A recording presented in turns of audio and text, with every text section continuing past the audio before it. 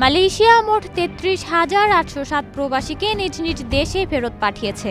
এর মধ্যে অসংখ্য বাংলাদেশিও ছিল।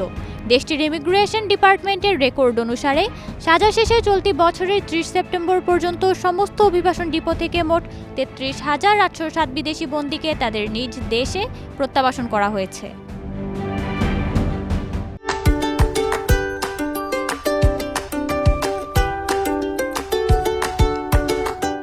মঙ্গলবার জাতীয় সংসদে টুয়ান্তান হংপিনকে এক লিখিত জবাবে স্বরাষ্ট্রমন্ত্রী সাইফুদ্দিন নাসুরশান ইসমাইল জানান, তাদের মধ্যে ২৪,৫৪২ জন প্রাপ্তবয়স্ক পুরুষ, ৮,০৮৭ জন প্রাপ্তবয়স্ক নারী, ৬৮১ জন ছেলে এবং ৪৯৭ জন বয়স্ক নারী রয়েছে।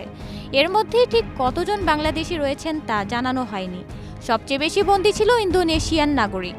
ইন্দোনেশিয়ান ছিলেন মোট ১৪,৫৮৩ জন।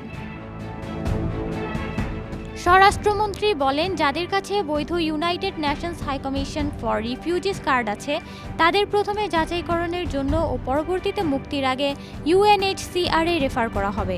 বন্দীদের প্রত্যাবাসন নিশ্চিত করার আগে ইউএনএইচসিআর থেকে বলা হয়েছিল যেন প্রত্যাবাসনের নীতি কোনোভাবেই লঙ্ঘন না করা হয়। সাইফুদ্দিন আরও বলেছেন, জিআইএম সবসময় বন্দীদের দেশে পাঠানোর আগে ভ্রমণের কাগজপত্র দেওয়ার জন্য বিদেশি প্রতিনিধিদের সাথে সহযোগিতার মাধ্যমে অবিলম্বে প্রত্যাবাসনের জন্য সচেষ্ট থাকে। এদিকে সিন্ডিকেটের দুর্নীতি ও অনিয়মের কারণে চলতি বছরের ৩১ মে বন্ধ হয়ে যায় মালয়েশিয়ার শ্রমবাজার। এতে বিএমইটির ছাড়পত্র হওয়ার পরও ১৬,৯৯০ জন কর্মী যেতে পারেননি।